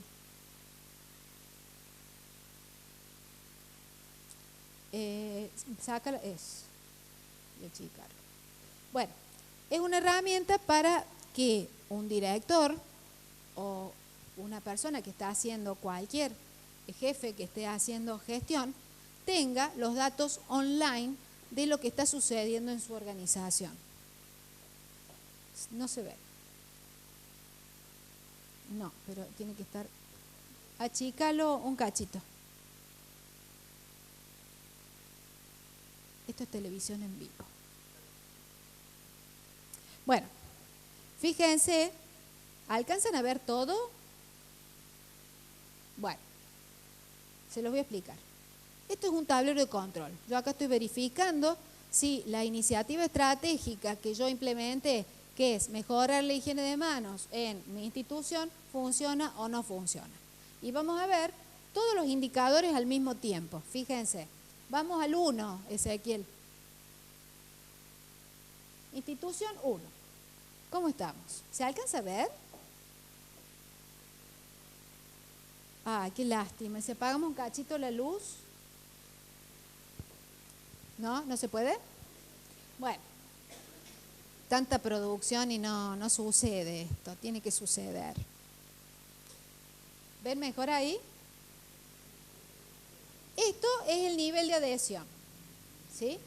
Acá es qué técnica se prefirió usar, si es frotado o lavado. Acá vemos el nivel de riesgo que puede ocurrir si no el nivel de adhesión, de higiene de manos. ¿Qué riesgo tenemos? Infección. Acá evalúa el riesgo y acá tenemos las recomendaciones según el riesgo. Díganme si no está bonito. Está para el cuadrito. Bueno, entonces el hospital 1, fíjense cómo está. Está en rojo todo. Dividimos, digamos, estratificamos a los que observamos en enfermería, en todo área de diagnóstico, camillero, etcétera, etcétera, y médicos en general, sin especificar. Y acá vemos, fíjense que está todo en rojo. El nivel, yo me voy a acercar, les digo, acá enfermería un 48% de adhesión, acá un 44% y acá un 36%. ¿Sí? El riesgo me da medio y sigue el nombre. ¿Me pusiste la que bajamos o me pusiste? No, aparece como el nombre. Oh. Bueno, créanme que acá estaban las recomendaciones.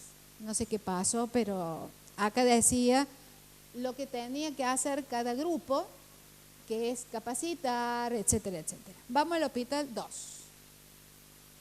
Fíjense cómo sube el riesgo. Esto para un director es fantástico. Entonces, se puede hacer por servicio, por ejemplo. Entonces, vemos que acá un 69%. ¿Por qué? Porque acá, del total de enfermería, el 33% adhirió, el 25%, 34%. Y acá, por supuesto, cambian las recomendaciones. Vamos al 3. Vamos rápido, porque ya me parece que se están cansando. Ezequiel, el 3. Fíjense, vamos al 4.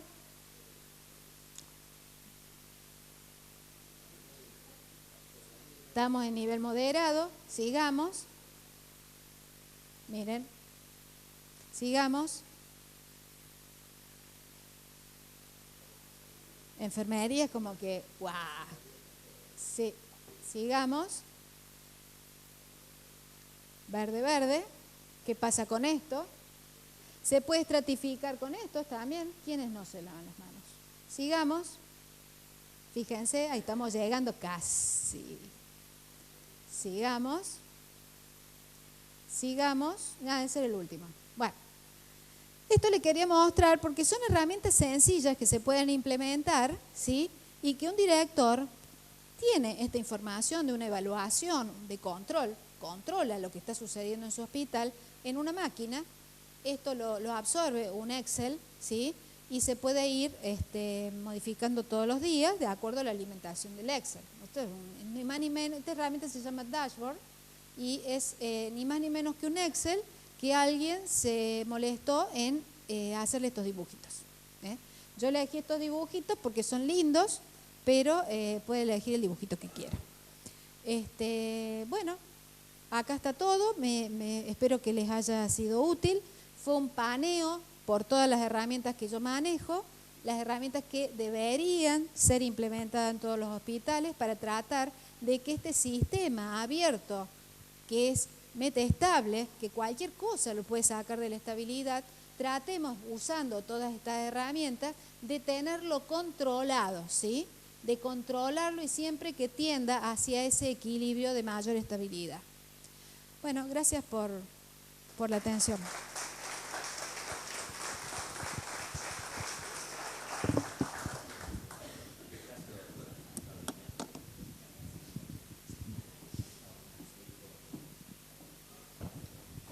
Bueno, como cerrando esto, abro el juego a ver si alguno tiene alguna pregunta, algún comentario, doctor.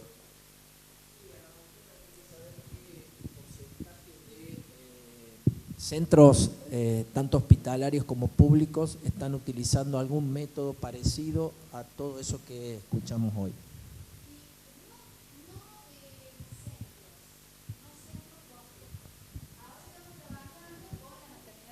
Acá lo tenemos al doctor Ahumada y a la doctora Ferreira, que son dos visionarios. Me convocaron y está trabajando con un equipo espectacular de gente y ya están trabajando en el tablero de control de la dirección. Es el primer tablero de control de la dirección en la que yo estoy ayudando. El resto de los, cuadro de mando. El resto de los cuadros de mando fueron desarrollados por distintos servicios, por ejemplo. El servicio o el departamento de clínica pediátrica del hospital de niños, algunos otros hospitales, no quiero nombrar hospitales, pero distintos servicios han ido desarrollando todas estas herramientas y obviamente que les ha sido muy útil. Incluso la elaboración de los manuales de organización que han estandarizado todos lo que son roles y funciones, y a cada uno de los integrantes de su equipo tiene su hojita de funciones. ¿Es suficiente? No. ¿Es necesario? Sí. Pero para que eso pueda ser, para que eso pueda ser lo que usted dice, tiene que haber una visión desde la alta dirección, ¿sí? Acá, por ejemplo, tenemos dos directores de la maternidad provincial que tienen una visión diferente, ¿tá? Y que nos convocaron para trabajar en eso. Y no solamente eso, sino que aparte tienen un equipo espectacular de gente con una proactividad impresionante, que uno da 2 lineamientos y a la otra semana ya tenemos todo eso. Eso sería lo ideal. No llegamos al 100%, pero yo creo que ya estamos encaminados hacia eso. Gracias, doctora. Doctor Ferreira.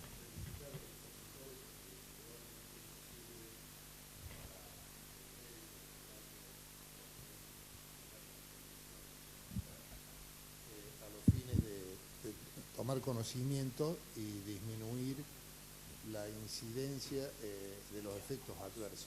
Sí, bien digo, disminuir la incidencia, porque yo creo que este caos y esta complejidad que hablaron todos ustedes va a ser casi imposible llegar a una incidencia cero. Entonces, exacto, entonces eso nos pone de alguna manera de que lo podemos lograr, disminuir la incidencia. Sí, seguramente la tenemos alta y la tenemos que disminuir, porque tendríamos que ser la única manera de llegar a cero, ni tampoco a cero, tenemos que ser robot, tanto el robot médico o los hospitales estos que están creando de inteligencia artificial en China, Estados Unidos, en lo cual se intenta esto, pero tampoco se va a lograr, porque de ahí decía el doctor Maizul de los aviones, pero los aviones también se caen, entonces se caen menos, pero se caen, eso le disminuye la incidencia. Lo que yo veo que habría sistemas extrínsecos que intervienen en esto de los eventos adversos, en la cual son responsabilidad también de recursos humanos, y no todo cae en el médico, porque a veces se habla mucho del médico, y también el paciente que recibe digamos, los elementos adversos, está en el intermedio, lo pondría. El médico sería un sistema intrínseco, los sistemas extrínsecos serían el entorno, y estaría en el medio el paciente, como tirando de un lado, tirando de otro, hasta que también puede llegar a provocar elementos adversos, porque pueden suceder propio del paciente. Entonces esto, por lo menos a mí me da una apertura importante. Estamos bien situados y estamos intentando mejorar, ya lo estamos haciendo en nuestro hospital, porque tenemos todos los comités que mencionaron, y estamos trabajando muy parecido a esto, o sea, el Hospital Córdoba, en la cual la gestión actual se ha esmerado mucho en esto, y seguro que tenemos que mejorar, pero me abre un panorama de que estamos por buen camino, y esto ayuda muchísimo. Gracias, doctor. Le contesto que hay varios hospitales y muchos centros privados que están acreditando calidad a través de ITAES, que son los movimientos que dice el doctor Ferreira. Bueno, no sé si alguien tiene alguna pregunta más para la doctora. Yo le agradezco mucho a la doctora Patricia Ferreira esta bajada a tierra, como decía el doctor Maishuls, esta cantidad de instrumentos de gestión que hay, que bueno, nos atraviesan desde la década del 80, 90, que se crearon para un sistema de gerenciamiento que muchos aprendimos y muchos no, por eso es difícil sostener esta complejidad. Yo quiero hacer una reflexión al final. Primero, repito la importancia de todos estos instrumentos. Lo hemos intentado muchas veces, es muy difícil. Aquí coincidí con el doctor Vítolo en que todos estos manuales también, después no los miramos, que la variabilidad es tan brutal y es tan complejo lo que nos ha querido decir el doctor Maishuls, que también lo ha explicado hoy. Es un tema difícil explicar la teoría del caos, lo caótico de los sistemas y la complejidad del sistema en la que estamos. Recuerden que en una mañana entran 1000 personas, cada uno con sus condicionantes de la salud extrínsecos, a lo que te referías, doctor, y entramos 1000 personas a laburar a un hospital y actuamos de distintas maneras. Aún los altos mandos, aún nosotros los directores, bueno, nos pasan cosas. Te separás, estás 6 meses triste, te enamoras, estás 6 meses estúpido, y así andamos todos, 1000 tipos contra 1000 tipos, cada uno tiene un montón de cosas, y la variabilidad de cada uno de nosotros, como el ejemplo que nos dio el doctor Maishuls de un paneo de 100 enfermeras formadas para terapia de distinta calidad y muy variables. También la sociedad de este tiempo no es la misma sociedad en la que nos formamos nosotros.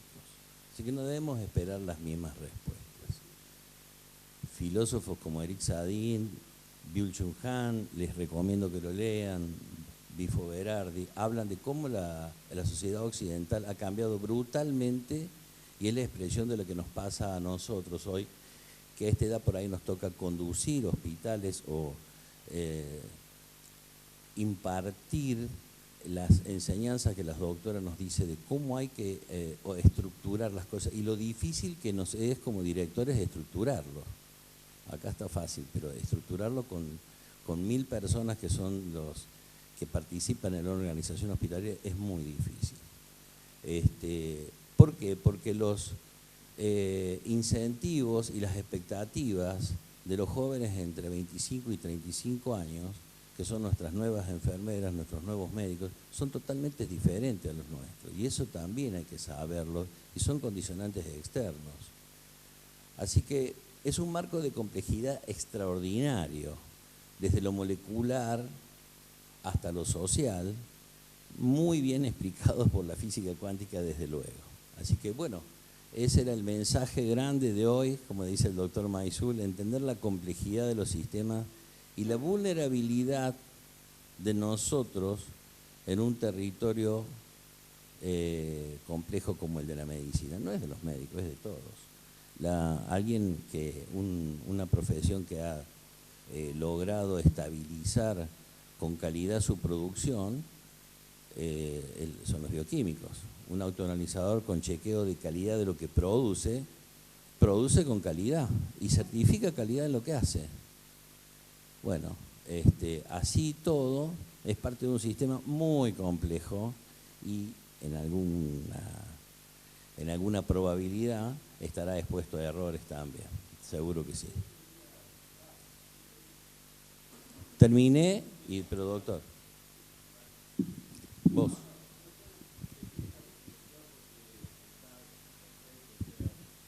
Veo como el mensaje está dirigido hacia las gestiones de la dirección y demás. Eso es absolutamente correcto. Quería simplemente remarcar que, por ejemplo, específicamente en seguridad de pacientes, dimensión de calidad, ¿no es cierto?, han encontrado ellos en la Agencia de Calidad de Estados Unidos y en la Asociación de Hospitales, o sea que esto no es un problema local, han encontrado una barrera del progreso de todas estas herramientas, específicamente de seguridad de pacientes. Probablemente, seguramente, extrapolado a calidad debe ser lo mismo.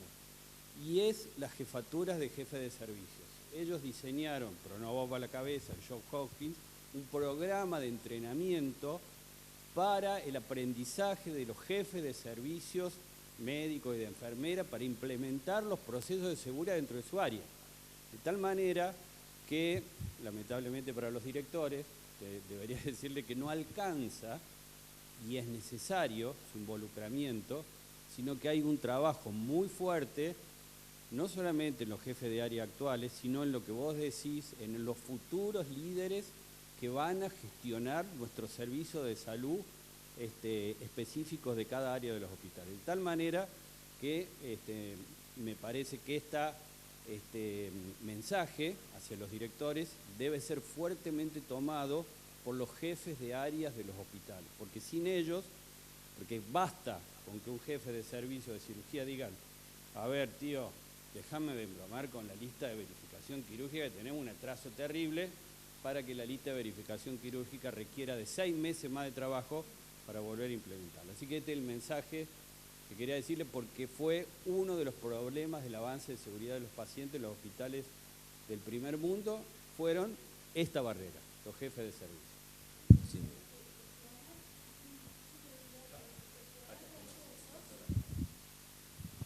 Uno puede gestionar insumos en general, ¿no? Compro tanto de esto, tanto de aquello, todo lo demás. Pero yo creo que lo más complejo, y es lo que yo creo que lo que vos te referís, es gestionar el recurso humano. Porque no solamente vos estás gestionando números, sino que estás gestionando, fíjate vos, sentimientos, ¿sí? Y ahí viene lo molecular, y es lo que decía el doctor Pedetta: ¿cómo me levanté hoy? ¿Sí? Y eso es muy difícil de predecir. O sea, a lo que uno apunta con tener un sistema controlado, obviamente que nunca vamos a llegar a cero, pero por lo menos todas las cosas que vos puedas controlar, ¿sí?, controlalas. Entonces se te va a variar, va a haber una variación, obviamente que va a haber una variación, por todo lo que dijo el doctor Maizul, va a haber una variación, pero no es lo mismo una variación en función a estos factores intrínsecos o extrínsecos, que es de este sistema abierto, que normalmente el ser humano tiene este tipo de variación difícil de predecir, sumado a todo el sistema que vos no lo controlaste, y va a ser un caos, ¿se entiende? O sea, controlar por lo menos esto me parece ya un avance. Bueno, desde luego, creo que con el cierre de la doctora queda resumida la contradicción entre lo complejo y cómo tenemos que construir una posibilidad de control. Esta puesta en tierra de la doctora. Bueno, los esperamos el mes que viene, primer viernes del mes. Gracias, doctor.